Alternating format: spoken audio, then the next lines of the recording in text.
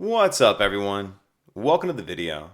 Today we're going to take a look at how to replace the battery in this Hyundai Smart Key remote fob. So this Hyundai key fob is going to be for the Hyundai vehicles that have a push button start ignition, and it's going to use a replacement battery CR2032. I'll put a link in the description box of this video to where you can purchase these batteries if you're in need. The other thing I'm going to be using is a flathead screwdriver. So the first thing we need to do is remove the emergency key that's in the bottom of the key fob. That's done by pressing this release here that my thumb's on, and then the emergency key will slide out like that, and we can just set that key to the side for now.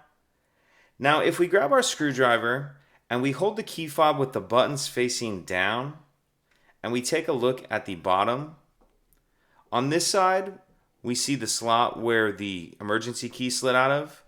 On the other side, we see there's another kind of little cutout, and then there's a little notch in there as well.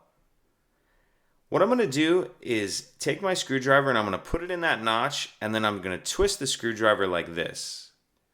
Put it in that notch and then twist like I'm opening a lock with the key.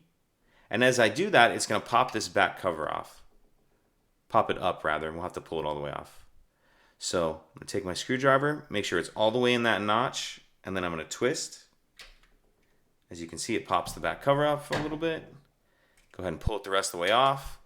Now we see our battery right here. This will slide out of that holder like that. We'll grab our new battery, and we want to make sure that we're installing that with the plus side up. Slide it in that holder, and then we'll snap our back cover on.